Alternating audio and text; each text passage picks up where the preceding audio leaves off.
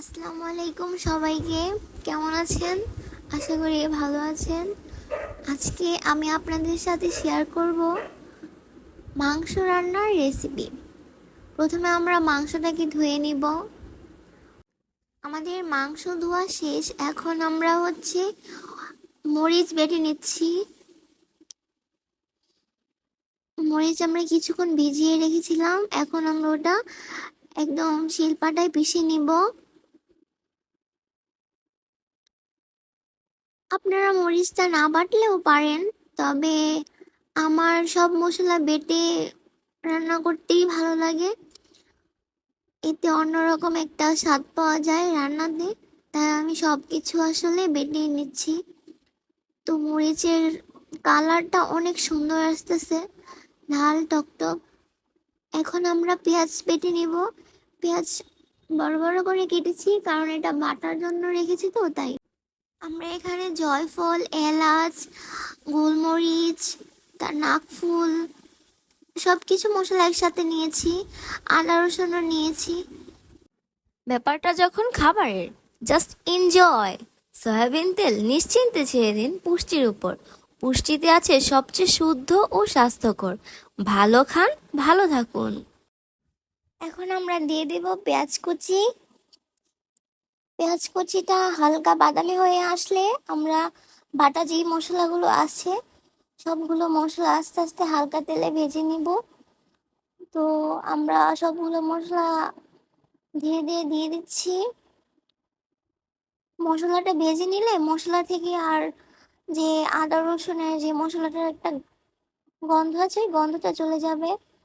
আমাদের মশলা প্রায় ভাজা শেষ। আমরা মশলাটা একদম ভালোভাবে ভেজে নিচ্ছি। মশলাটা একদম ভাজা ভাজা হয়ে গেছে। এখন আমরা এটার মধ্যে হলুদ দিয়ে দিব পরিমাণ মতো। হলুদ দেওয়ার পর আমরা মরিচ বাটাটা দিয়ে দিব। যে মরিচটুকু আমরা বেটেছিলাম ওইটা আমরা দিয়ে দিলাম। এখন আপনারা চাইলে গুঁড়া মরিচও অ্যাড করতে পারেন, তো আমি হালকা গুঁড়া মরিচও অ্যাড করে দিলাম। এখন আমরা এটা নেড়ে চেড়ে কষিয়ে নিব। মনে রাখবেন, মাংসের মশলা যত ভালো করে কষানো হয় মাংসটা আসলে রান্নার পর ততটাই সুস্বাদু হয়। তাই সবচেয়ে প্রয়োজন হচ্ছে মাংসের মশলাটা ভালোভাবে কষানো। এরপর যে আমাদের মাংসের মশলাটা কষানো হয়ে গেছে, দেখতে পাচ্ছেন উপরে লাল লাল হয়ে গেছে, তেলটা ভেসে উঠেছে। এখন আমরা মাংসটা দিয়ে দিব।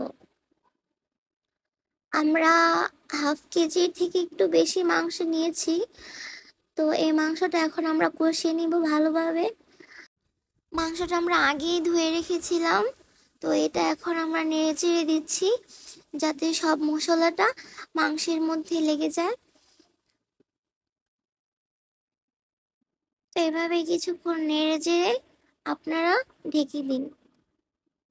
আমরা মাংসটা সিদ্ধর জন্য একটু লবণ দিয়ে দিলাম পরিমাণ মতো। আপনারা যে যতটুকু পরিমাণে লবণ খান ততটুকু দিবেন। তো এখন আমরা লবণ দিয়ে মাংসটাকে হালকা একটু পানি দিয়ে ঢেকে দিচ্ছি। এখন আমাদের মোটামুটি মাংস রান্না প্রায় শেষ পর্যায়ে। তো আমরা যেই হালকা পানিটা দিয়েছিলাম ওইটাই এখনো আমাদের শুকায়নি, তো আমরা চুলার আঁচটা একটু কমিয়ে নেব এবং এভাবেই হালকা আছে আমরা মাংসটাকে সিদ্ধ করব। মনে রাখতে হবে, বেশি চুলার আঁচ বাড়িয়ে দিলে মাংসটা পুড়ে যাবার সম্ভাবনা থাকে। একটু পর পর আপনারা মাংসটা নেড়ে দিবেন। তো আমার মাংস রান্না প্রায় শেষ পর্যায়ে। এখন আমি হালকা জিরা গুঁড়ি দিয়ে মাংসটা নামিয়ে ফেলবো। তো আপনারা দেখতেই পাচ্ছেন মাংসের কালারটা কি সুন্দর এসেছে। তো আসসালামু আলাইকুম গাইস, আল্লাহ হাফিজ।